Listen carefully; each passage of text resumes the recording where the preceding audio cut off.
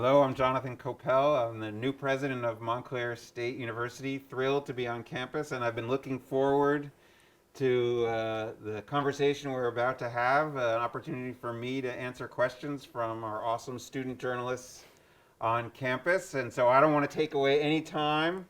I want to have my feet put to the fire immediately and turn it over to you guys. I don't know if you figured out who's going to have the first crack at me. But we'll leave it there, and hopefully we'll get to cover a whole bunch of things that are of interest to the students. That's one of my great pleasures in being on campus is to get to interact with students. And so let's get going and hear what's on your minds and jump right in. All right, President Koppell, I'm going to start off our conversation. My name is Bernice Dagwa from the Montclair News Lab.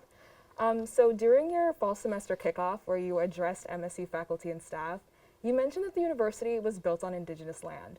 Now, does the university plan on releasing an official statement or advocating for these communities? Well, there's been a discussion at Montclair State University for a number of years to have a land acknowledgement as a university. I think that's a good idea. There's a process that's underway, so I don't want to step on that. As you heard, I'm very comfortable with that idea. I think you all know I'm coming to Montclair State University from Arizona State University. Arizona is a state with a very large indigenous population, and a very significant portion of the land is indigenous land. And I've become very involved in issues around Native American and tribal well-being and sovereignty. And so it's something that I care personally a great deal about, and I've been engaged in collaborations with tribes in Arizona. So I'm very excited about the idea that Montclair State University could not only acknowledge the history, which is part of it, but honestly be part of the solution in terms of advancing the interests of Native American populations and capturing in a more positive way all of the richness, the history, and the culture that comes from those peoples. It's something to celebrate. Yes, it's recognizing the bad stuff that happened, but it's much more than that, right? It's that there's this vein of music and art and philosophy and ideas that we should be embracing and taking advantage of. So I'm hopeful, and we've got a group of faculty and students that want to advance that. So I'm hopeful that that can become a highlight that this university can celebrate. Thank you. I'm Jenna Sundell. I'm from the Montclairian. As a president, how do you plan on increasing diversity among faculty and students? Well, one of the great assets of this university is the diverse student body. I think it's a strength that can be amplified and leveraged. I think students today want to be in a diverse environment, and they want to not only be surrounded by a diverse group of students, but they want to benefit from being part of a diverse campus community. And I think that's important because as you all are figuring out what you're going to do and the world that you're going to inhabit, it's going to be a diverse world. And so if you're not prepared to live in that environment and get along with people that you might not agree with on everything, and you might not have exactly the same background. Well, if you can't handle that, you're not going to do very well in the United States in the 21st century. So that has to not only be sort of a demographic reality of our university, but we need to embrace it and make it a strength. It's a disconnect if the faculty and the leadership, frankly, doesn't also reflect the same diversity in the student population. So we need to make sure that when we're doing hiring and recruiting, we're drawing a diverse pool of applicants, and that we're making an environment that people want to come to, both, as I say, faculty and leaders.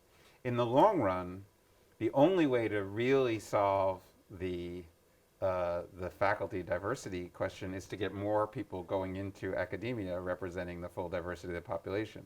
And so what I'd like to do is to create pathways for, as I just said, our remarkably diverse student population to see academia as part of the pathway that they would be interested in the future, because ultimately that's the only way that you build a diverse professoriate, right? Is if you get students interested in it, and that hasn't happened yet.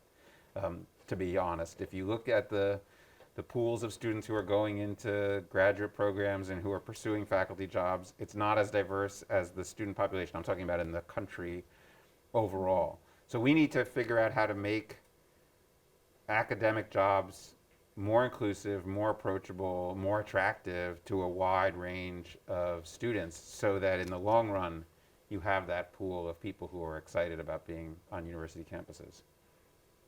All right, I'm up next. Okay. Hello, my name is Kaya, and I'm representing WMSC.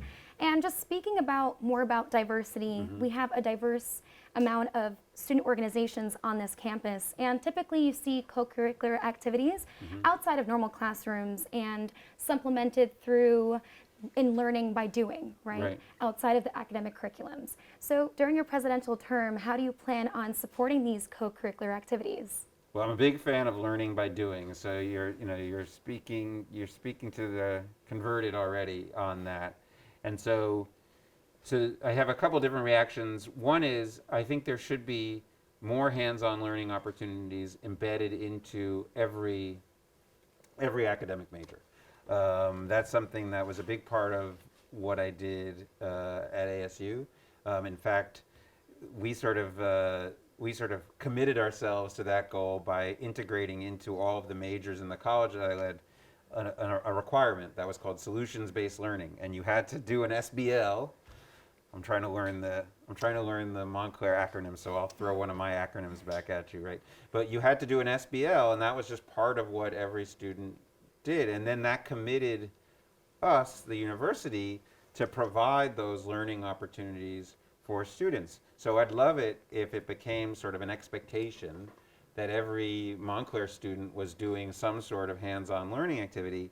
And then, to get to your point about student organizations, wouldn't it be cool if part of the way that we delivered on creating those opportunities was to take advantage of the work that our student organizations were doing? So people always say, well, how about an internship or how about a job?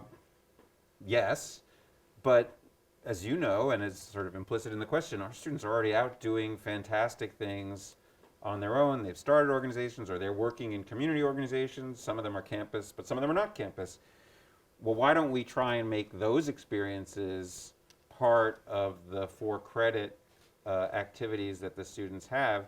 And the key is you have to be really intentional from a design point of view to say, okay, well, what is it about that experience that matches onto the course? I don't want it to just be like a box checking exercise, like, oh, well, she did 10 hours a week. Well, what was she doing? Like, oh, she was stuffing envelopes. It's like, well, I don't know what she learned by doing that. So you just got to make sure that it's actually adding value from a curricular point of view. But I think that should be a signature of this university, is that everybody who goes here is, yes, they're in the classroom, but they're quickly translating their classroom activity into some applied experience. And I always found that students who do that get much more out of the classroom part too, because it's not like, oh, you'll use this in 5 years. It's like, no, you'll use this afternoon, right? and that, I think students love that, and it's easier to motivate. Like, why should you do this? Because you're going to use it, not because it's going to be on the exam.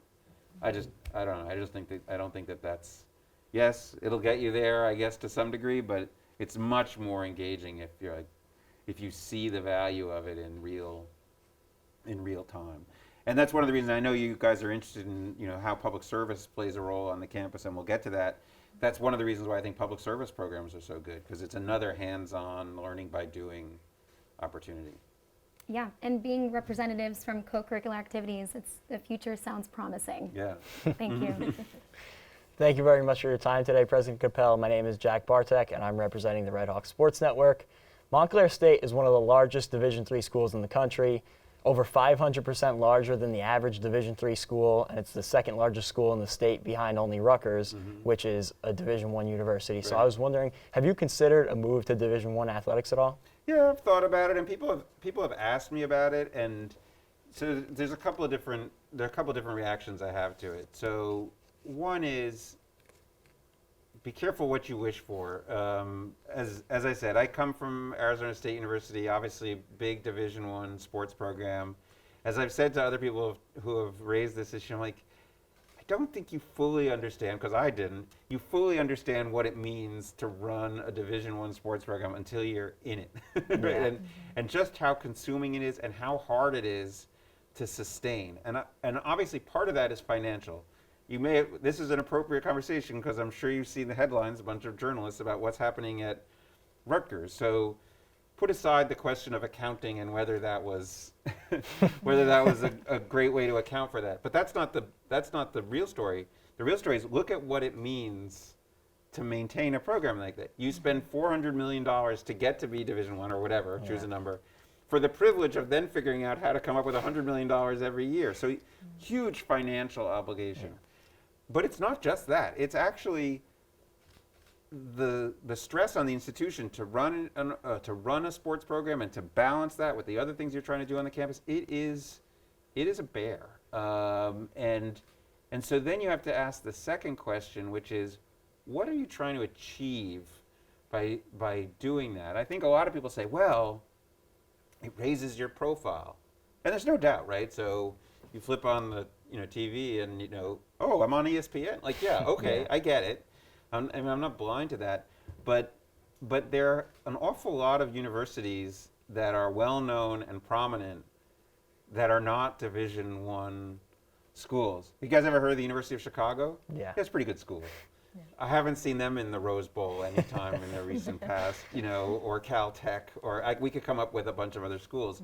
I'd rather define this university, first of all, on things that have not necessarily related to athletics, but even in terms of athletics, to say we have the best Division III program, and we have a Division III program that is integrated into this sort of campus life, and our student athletes are able to really achieve on a level as students and athletes that you don't necessarily get at other Division III schools. So I think it's possible to differentiate yourself and prove excellence without necessarily being a Division IA school. And quite frankly, I think you get more bang for your buck by doing that. Now, look, is it a slam door? No, I mean there's always a possibility, but it's an uphill. It would be an uphill journey to sort of get me to say, yeah, that's the best. Yeah. That's the highest and best use of our time, energy, and resources. That's going to advance this university to the level of prominence that I think we all think it deserves and want to see. Unfortunately, there are old models where you could have one sport be division, but those are off the table. That doesn't exist anymore as an option. So, Thank you. yeah. So going back to Jenna and Kaya's points on diversity, Yeah. you actually mentioned public service and how we want to incorporate diversity into that. And you've mentioned before that you want to work with the city of Paterson. Right. I was wondering if you could speak a little bit on that and how that affects the university in any way. Well, the part of what makes me excited about universities is I think they can be incredibly powerful tools to advance our communities, and especially if you approach it in a collaborative, constructive way, where the university isn't sort of an invading entity that's doing research on communities or on people, but actually is a partner. The way I like to think of it as a co-PI or a co-principal investigator. All of a sudden, you take this incredible community, right? 20,000 smart, motivated students, faculty, and staff. I think a lot of young people are super motivated about making a difference in the world. And you say, what if we took this thing and said, let's apply it to some of our greatest challenges? I think you have an incredible opportunity for difference making, right? And so I mentioned Paterson because I think Paterson is a really interesting city, but I'm not exclusively focused on Paterson. I want to be clear on that. We do all kinds of great stuff in Newark and in East Orange and West Orange, and obviously in Montclair and Clifton and Little Falls and the immediate surrounding towns. The reason why Paterson is so intriguing to me is this dynamic, young city, obviously a lot of needs, but a lot of opportunities, and opportunities to integrate the work that we do, whether it's in nursing or education or in sustainability. And there's a huge receptivity in Paterson to work with Montclair State University to advance their community, and that's the key. I had a great initial meeting with the mayor of Paterson. Very excited. I've made a couple now trips there to learn about the town. Like literally, the day before I started, I was in the in the historic center at the Great Falls, and just couldn't be more excited about the opportunity there. Hinchcliffe Stadium, which has a real history to it, as one of the 2 remaining Negro League stadiums that's under renovation. I think there's a great opportunity for us to play a role in the programming there and building a museum, have a whole sports program that's related to that. I just think it can be tremendous. And the cool part is you create those learning by doing opportunities. You can bring dollars in to support that activity. It gives us a chance to have relationships with the community on an equal footing that are not always so easy for universities, which seem like aliens, quite frankly, in a lot of communities. And that has long-term implications in terms of who comes to the university. Because all of a sudden, there are folks who are in Patterson, maybe we're working in Patterson high schools, and people are saying, these people from Montclair State University, like they're not aliens, like they talk just like I do, and I'm dealing with them, like maybe I should go to Montclair State University, which when we're just this literally city on a hill, we seem like we're another planet. We do, right? If you're growing up in Patterson and you've never been over here and you come here, like, I don't belong there. That's not for me. But all of a sudden, if you're part of a program, it makes a huge difference. So I think that there's so many benefits of having that relationship, that it's truly transformative. And I'm really excited about the opportunity in the community surrounding the university, because as I've gone out, and that's one of the things I've spent a lot of time on just in my first few weeks here, I've been not just in Patterson, I've been talking to people, to a person. They're just like, when do we get started? Right? It's not like, well, what would I do with Montclair State University? They don't sort of scratch their head and say, well, you're just a bunch of eggheads and I don't even know, like, what do I do? They're just like, great, like, where do I sign up? What do we do? And so now what we have to do here is build the capacity to field those enthusiastic phone calls that say, hey, I have an idea, who do I talk to? But we just have to build the machinery to do that. And we have a lot already. I mean, I'm sure you all probably know of some of the stuff we do. Obviously, we have students who are preparing to be teachers all over the place. We have nursing programs who are, students are embedded. I could go on. So it's not like we're starting from scratch. We just need to build up the capacity in the long run. And in my mind's eye, I can see a future where every student is doing something. It's just part of being a Montclair State University student, is you at some point will have some project, and it can be regardless of your major, right? Maybe you're a business major and you're working with small businesses or whatever. You can fill it in there. Yeah. Increasing Montclair's reach to all of these towns around us is really important to me, and especially in towns that have lower income, I think is really important, and I'm really glad that you have a plan to do that. Yeah, that's what I did in Arizona. I mean, it's not just to sort of, it's like, I wonder if this can work, right? Part of my enthusiasm is because I know it can work, because I've seen it, done it, and it's not always easy. I mean, I want to be clear. It's not just everybody does a dance and you hug and no. There's some friction and there's some history to overcome. I mean, if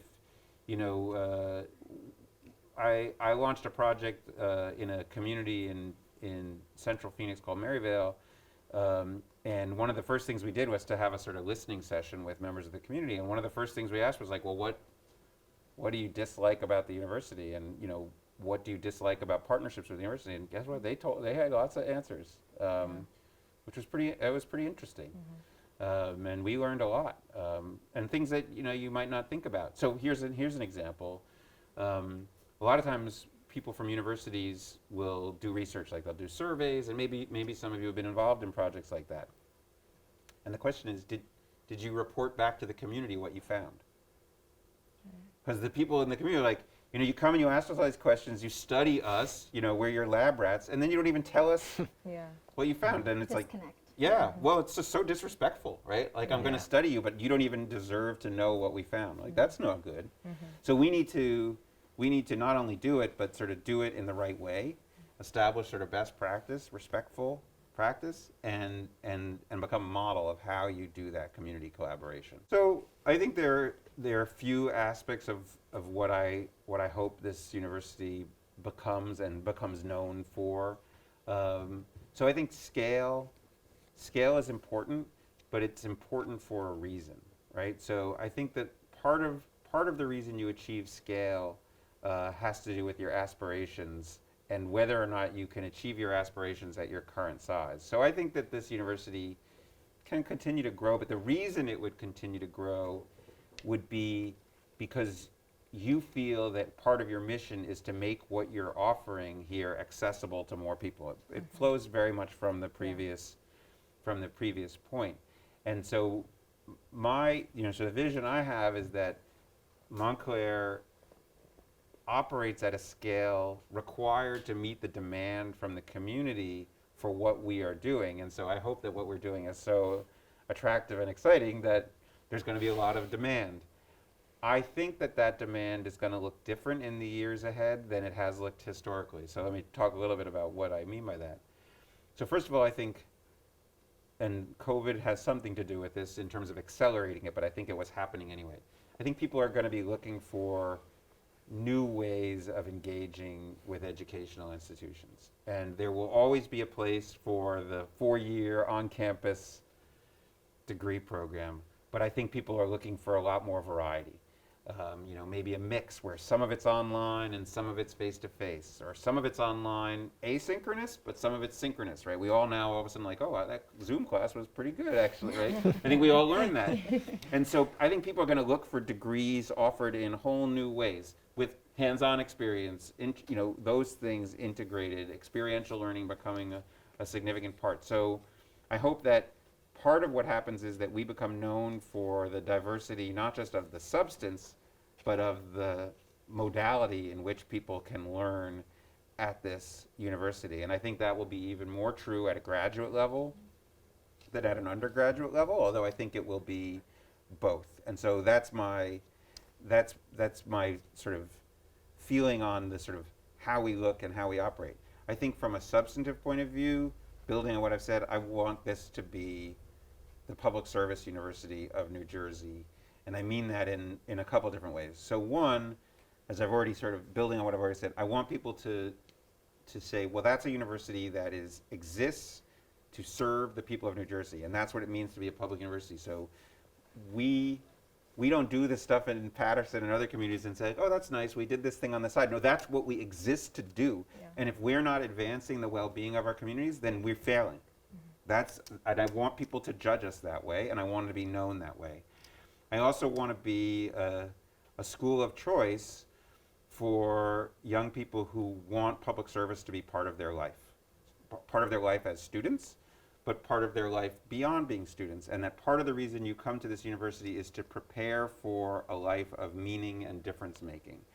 And so that involves creating those opportunities, but also building a curriculum and a mindset that puts people on that trajectory. And my hope is that that's what this university is known for. I mean, I think we operate in an unusual place, so different than Arizona, where there were very few universities. As you know, there are a whole bunch of universities just in New Jersey, let alone in New York and the metropolitan area, right? Like, there's just like everywhere, right?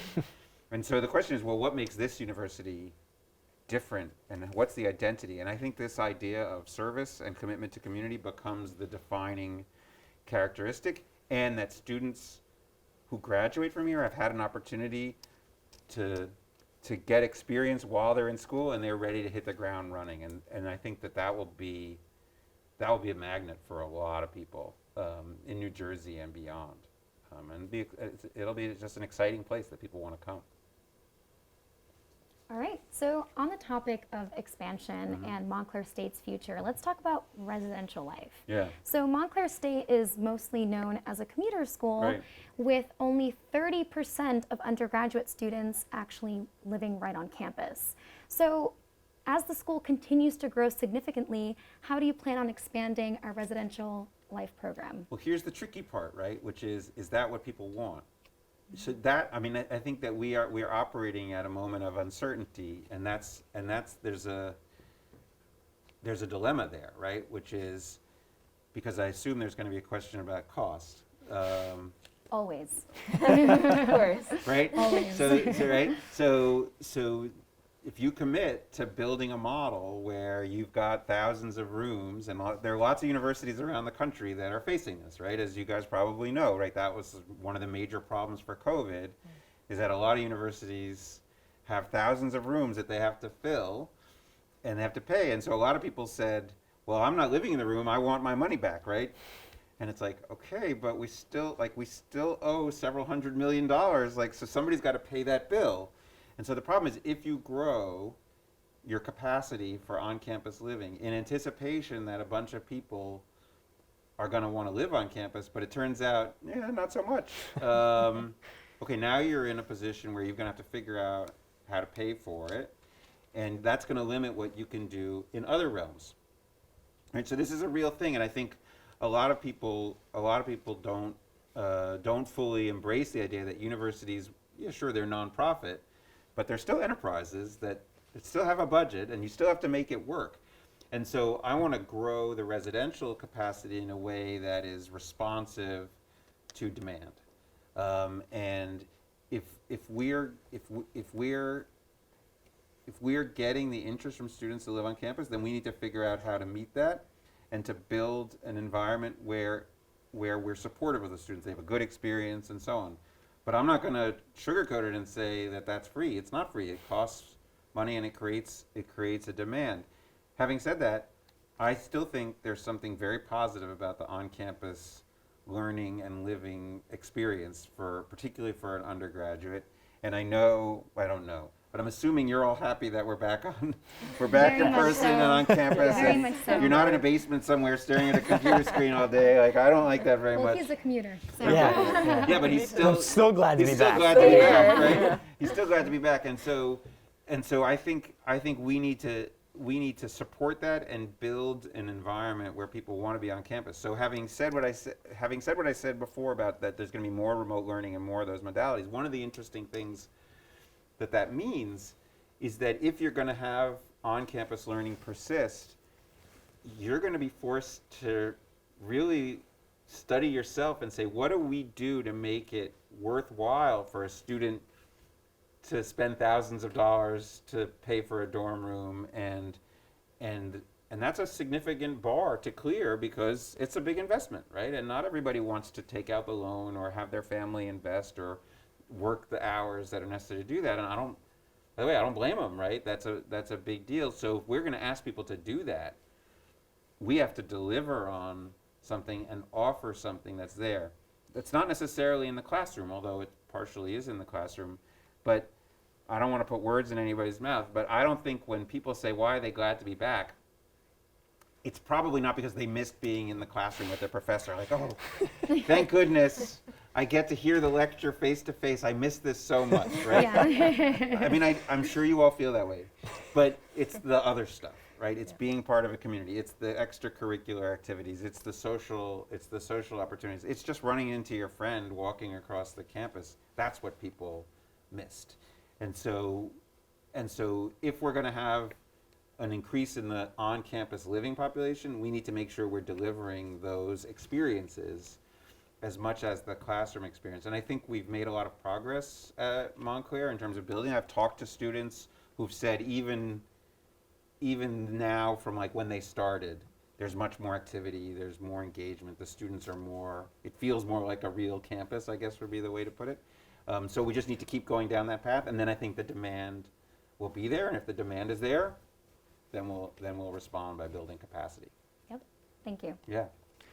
So I was wondering, kind of in a similar realm, if you had gotten a chance to take a look at our athletic facilities on campus, and if you had given any thought to renovations, particularly with our indoor athletic facilities. Well, I think that there's a need for more space, indoor space in general. Yeah. Right. We don't have a lot of indoor space for athletics or anything else, to be honest. And so I think we all see that as, if you're sort of laying out the needs of the campus, that's a clear part of the list. I think as a general matter, there's an opportunity to up our game in terms of athletic facilities. I see that. What I want to do is figure out how do we do that in a way that's beneficial to both the teams and also to the general campus community, right? So that it's fully beneficial. Yeah. I'm a big believer. Big believer in maximizing the return on your investments, all investments. And so I want to make sure that whatever we're doing is beneficial across the board. And so I see that. Look, the trouble is, you say, well, he said that he thought that was a good idea. It's like, yeah, and I'll come up with a whole bunch of other good ideas. Like there's a whole bunch of other good ideas, like more theater space and more lab space, and yes, Add it to the list. it's easy to say yes because I agree. The question is how do you do it all? Yeah. And so that's what we need to figure out, and we're going to engage in a sort of strategic process, figure out where the investments are, figure out where the capital comes from. Right? It's not just, unfortunately, there's no Santa Claus that I can write a letter to and say, "Dear Santa, I want a new basketball arena." I wish. I wish. If you know that person, he doesn't have to have a big gray beard or whatever. I'm ready. I'm ready. But yeah, I think there's opportunity to improve that infrastructure for sure. Awesome. So I feel like we can't have this conversation without talking about COVID. Mm-hmm. The Delta variant is ripping through the United States and numbers are climbing. So I was wanting to ask you, are you going to start enforcing regular COVID testing? Right Just to keep track of now, numbers? you mean sort of just testing everybody, vaccinated or not? Vaccinated or not, because people who are vaccinated are getting infected with the Delta variant, Right. just to keep track of numbers and to make sure that everyone's safe. Right now, I think we're okay. I think we have not ruled anything out in the long term. We're going to try and be responsive to circumstances, right? So, for those of you who are on campus in the summer, we made a pivot based on what the CDC was saying, and so we're all wearing masks regardless of vaccination for exactly this reason. I think right now, everything that we're seeing tells us that the risk to somebody who's vaccinated, especially if you're wearing masks, is relatively low. Plus, I think this is relevant, our community rate of infection, and it's not just infection, right? So here's where the nuance comes in. The serious illness and hospitalization is at a very low level relative to other parts of the country. Of course. We can get into the politics of the country. And so we are in a situation now where the campus and the overall community has the resources and the capacity to deal with what we're facing.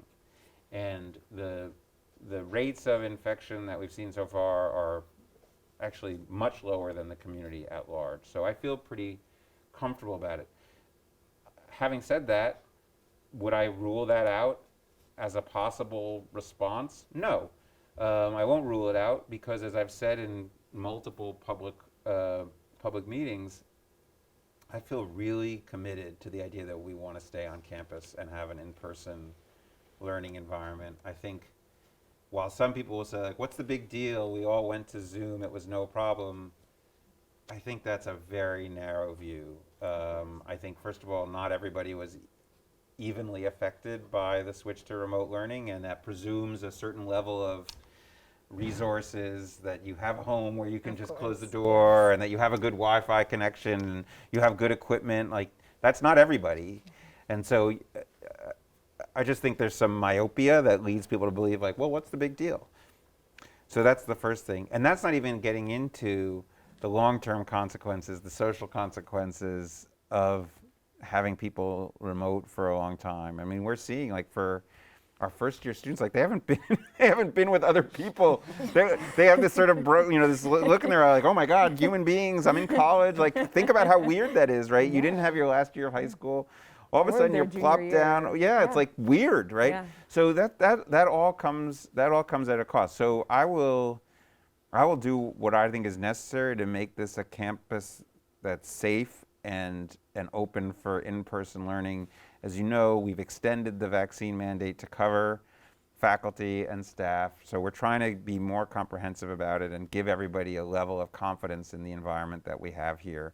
And we're constantly monitoring and constantly revisiting our decisions to make sure that they're responsive to the moment. And that's what we're just going to keep doing. And I think that's the most, it's a dynamic situation, whether it's Delta or now Mu or whatever, Omega, whatever the next, COVID is part of the world now. Yeah. Right? I think that's what it's like. It's like, when is this going to be over? If by over you mean COVID disappears, well, it's not going to be over. This is just part of our reality. So now we just got to get better at managing it. And it's not just the disease part. It's the social part. It's the politics. Of course, there's no going back to normal. No. Or this is our new normal. This is new normal. Yeah. But I don't think we've figured out what that is yet, right? Yes. And so we're just going to have to accept it. And by the way, that doesn't mean the new normal is not going to be nobody ever gets sick. Of course. Right? I mean, that's unfortunate, but it's not going to be zero. It's impossible. President, if I may step in here, how much more time would you like? I'm here. I'm enjoying talking to you guys, so I'm not rushing off the stage. Okay, awesome. Thank Okay, you. Yeah. I'll go next. Yeah. Related to Bernice's question, we did an article highlighting student reactions to the mask mandate. One student voiced their concern over whether the campus administration trusts the vaccine after putting a mask mandate in place despite the majority of the campus community being vaccinated. Can you speak on that? Yeah, I don't think that, so I'm a little puzzled by the question, to be Okay. honest, because I don't know that trusting the vaccine I don't know that wearing masks indicates a lack of trust in the vaccine. That's what the question implies. Yeah. I think, and I guess I shouldn't be puzzled because I thought that some of the messaging around the vaccination was wrong. So I think people thought of the vaccination as being like a bulletproof shield or an inoculation, but it never should have been presented that way. Yes, it does reduce your likelihood of being infected. There's no doubt about that. All the data shows that. But what it really shows is that it dramatically reduces the likelihood of getting seriously ill and hospitalized. Okay, having said that, I would rather nobody got sick. And so if wearing a mask on top of being vaccinated means that you're less likely to get sick, and then if you get sick, you're less likely to get really sick, that seems really important. And of course, the other part that got lost at the outset of the whole masking thing, and this was an error. I mean, I think we have to be honest about public health failures. Wearing a mask, yes, it's about protecting yourself, but it's about protecting the community and limiting transmission. And we know that while the viral load of a person who's vaccinated may be lower, in somewhat, it's not zero. And so why wouldn't we continue to be a community that cares about each other and we wear masks to reduce the risk of spread? That's how we're going to stay here. And so I don't view it as an indictment of the vaccine or anything like that. I view it as being responsible. And I don't like the phrase follow the science because I think that's sort of facile and simplistic.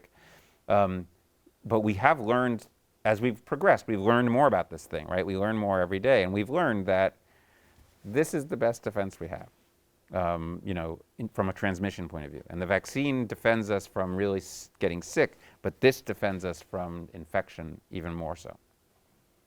And it goes on the topic of public service, right? And serving the community, and by being vaccinated and wearing your mask and being conscious of others is that responsibility of public service, which is something that we all implement in our organizations. Yeah, and one of the themes that I really like talking about is the idea of public goods, which, for those of you who may have taken economics class, is a really important concept that I don't think we talk about enough, which is there are certain things that we can only create together.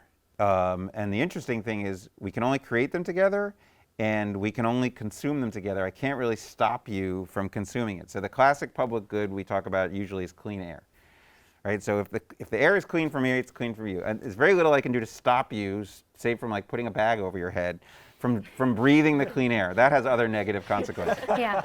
So I can't stop you from breathing the clean air. And the only way I can have clean air is if we all agree to limit our emissions or whatever. And if we don't, we're not going to have clean air. And as you all know, like the problem is that if you're all polluting, I'm just going to be like, well, screw it, I'm going to pollute too, and then the air gets even dirtier, right? So public health, we've lost sight of the fact that it's a public good. And we just act like, well, my health is my business. And it's like, yeah, sort of, but actually it turns out not entirely. Because if you don't take care of yourself and you decide to get sick, that's actually going to make me sick, or it's going to make my family sick. And so we've lost the idea that health is actually a public good. And so that's part of why we're here, because we've adopted this mentality that it's this highly individualized thing. And while there's some truth to that and there's some context where that's accurate, in many respects, health is only something that we can enjoy as a community. And if other people aren't willing to do it, then none of us get to have the benefit. And so because of the nature of COVID and the vaccination and masks, we have some ability, obviously the campus is not hermetically sealed, but we have some ability to create health as a public good on our campus and maintain it.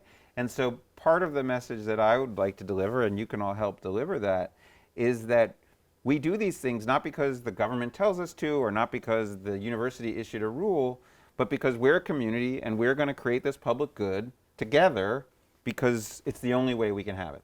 And so I'd like to sort of embrace that idea and get the campus to embrace that idea that's the reason to do it. Not because somebody told me to, but because I value this community and I value being part of it. And it's the only way that we can function effectively is if we hold ourselves accountable to that. Absolutely great, and that's both on faculty and students Totally. and everyone Totally. in the university. Yeah, that's not just, it's not like students only, it's everybody. Yeah. Yeah. So on the current topic of, the current issues that are happening on campus, a really big issue is the traffic, right? Traffic has never been this bad before. Yeah. You're having drivers that are stuck on Clove Road for 30 Right. minutes and plus, Right. and even affecting residential students, shuttle service buses, Yep. right?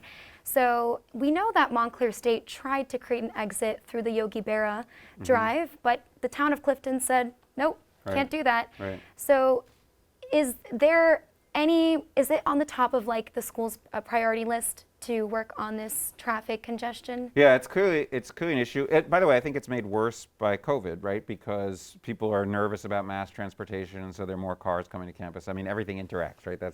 We live in a complicated world. So yes. So first of all, we'll still look for a solution on the. I don't know if it's the existing plans or something else, but yes, that would help. But quite frankly, that's not going to help some of the internal traffic things that you're talking about. And I'm aware of it, if only because people who work in the Overlook building are like, I got caught in traffic on the way to the other end of campus, and I'm like, okay, that's a little weird, but okay. So yeah, I think it's an issue. I mean, I think we'd like to figure out how we can get fewer people driving to campus and using their cars to get around campus. I'd like to figure out how we get the campus to have a smaller carbon footprint generally, and so that would be part of it. I think as we look to the future of campus planning, one thing that we've talked about a lot is how do you make better walking opportunities from the sort of residential part of campus to the academic part of campus. It's not as easy as it should be, to be honest, and so I think that there's an opportunity there.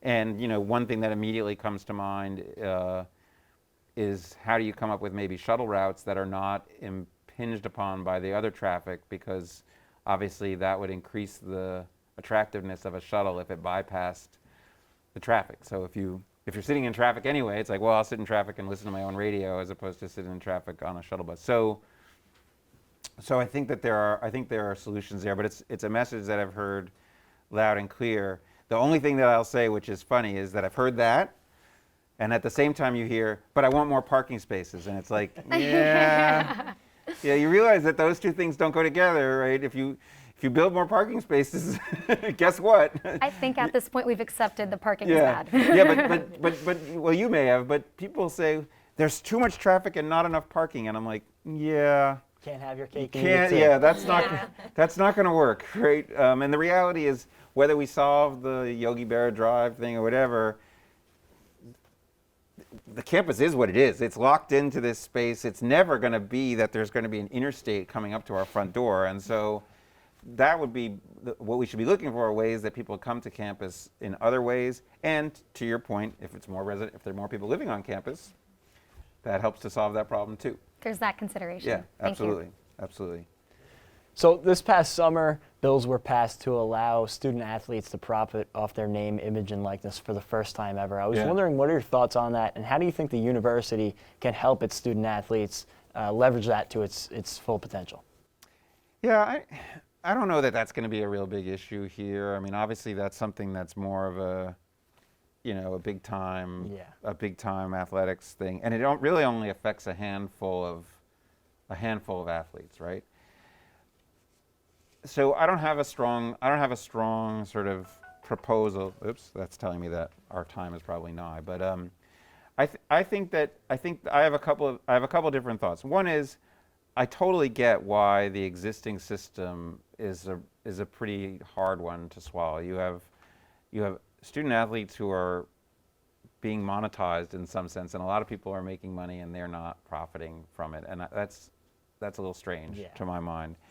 And so the question is, how do you implement this new reality in such a way that you don't end up with this two-tiered system where you've got massive inequity and unfairness on campus?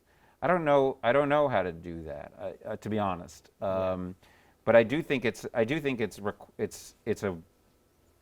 a splash of cold water in sort of the space of college athletics that says we can't just keep on doing the same thing, because it's apparent to everybody that there's something out of kilter here when you have Nick Saban making God only how many millions of dollars a year. What is it, $12 million a year now, something like that? Yeah.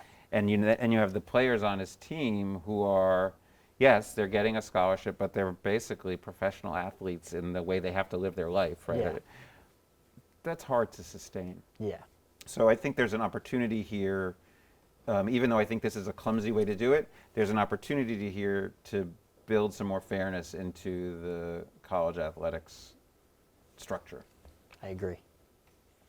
All right. So I have our final question. Okay. You've mentioned coming from sunny Arizona State Yeah. to Montclair State. I want to know, what about this university attracted you, and what do you hope to leave with? Oh my God, you're ready for me to leave already? Of course not. I just got here. So We want you to stay for so long. Years and years Like to she's come. already asking me. Oh my God. So I'm here, first of all, I'm here in part because there's a lot of the DNA in common with ASU, right? I mean, I'm very committed to the idea of public universities, and public universities in particular that measure themselves by their ability to be accessible, inclusive, and excellent, right? That don't view that as impossible to put together. And that's 100% Montclair State University.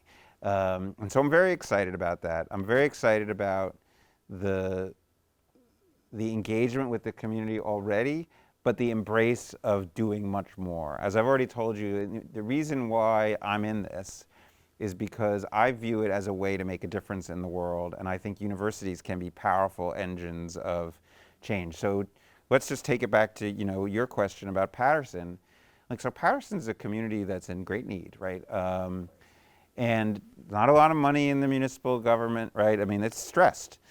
And I say, well, I have this tool over here that can be torqued to do something about that. And I have a university that embraces that idea, students that want to be part of it, faculty doing work that's relevant. And so when presented with the opportunity to sort of not only lead it, but shape it and design it and redesign it again to figure out how to make that work, that's just an exciting opportunity.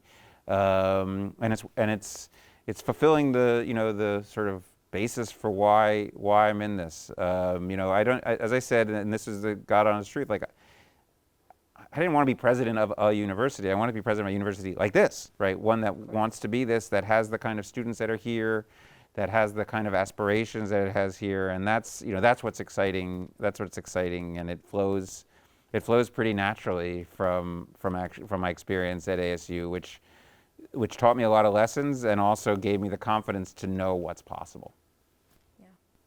Thank you so much for having. No, this is great. Great with us. conversation. I enjoyed it, and we'll do it Yes. again. Of course. So you can ask me, well, how come all those great things you talked about haven't happened yet? But I look forward to it. Thank you guys very much. Thank you. Thank Good luck with you. everything. Yes. Thanks.